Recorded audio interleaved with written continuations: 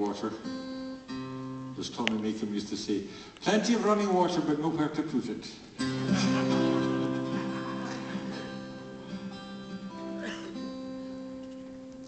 First time I saw him, I was sitting on my doorstep, lovely summer's afternoon, and I saw this character coming down off the moor, pulling a golf cart with a coloured gas cylinder in it. He was going to walk about 5 miles to the filling station to change his gas cylinder. So I gave him a lift, the truck around and gave him a lift, and introduced myself. He said, "Oh, I've heard of you. Do you ever do charity concerts?" And I said, "Yeah, what was it for?" He said, "Me." Maybe he's got an illness or something. I said, "What's the problem?" He said, "I've got some hefty police fines coming." So this song might explain part of it. I've called him Jamie to hide his identity. If you want to buy his poetry, his name is John Milligan.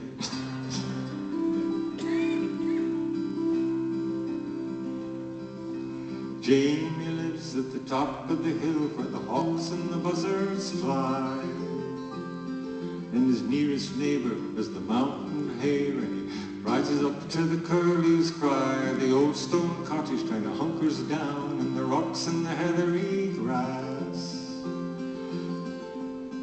with a smoky fire, a paraffin lamp, and a rusty old cooker that runs on gas.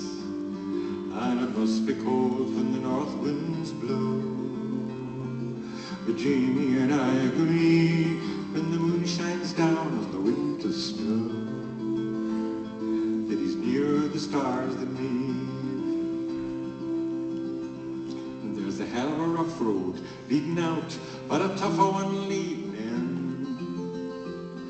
But he never notices the holes and ruts, 'cause that's the way Jamie's life has been. His old car got bogged down in the ditch, and it never quite made the trip.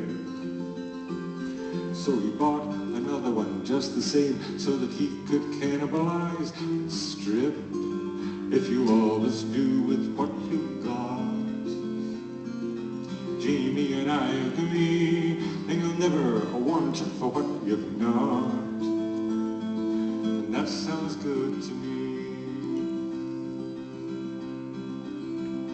Now you can sometimes disagree with the law, and once on a boozy whim, well, he broke all the windows in the police station, then the law disagreed with him. And the judge said, "Jamie, you're an alcoholic because you're too old to be a punk." He said, "No, alcoholics, they go to meetings, not me, Your Honor, I'm just a drunk." Now us good old boys can hit the bottle, but Jamie and I agree, when he decides to go full throttle, he's a wilder man than me. He was once a dandy man about town, and can still be when he tries, in his pinstripe suit with his hair slicked down, when a fancy woman catches his eye. He's loved and lost and he's wooed and won as he's rambled down the years, with a winsome smile, a flattering tongue, and his big moustache curling round his ears. The moustache I had could not compare. But Jamie and I agree that if bullshit helps grow facial hair, well, he's got more manure than me. Yes, Jamie lives at the top of the hill where the hawks and the buzzards fly. The last I heard, he was living there still, watching the days and the clouds roll by. Now I wouldn't call Jamie my best friend, but there's one thing I'll guarantee: if he was dying, I'd give him half the time I've left for the pleasure of his company.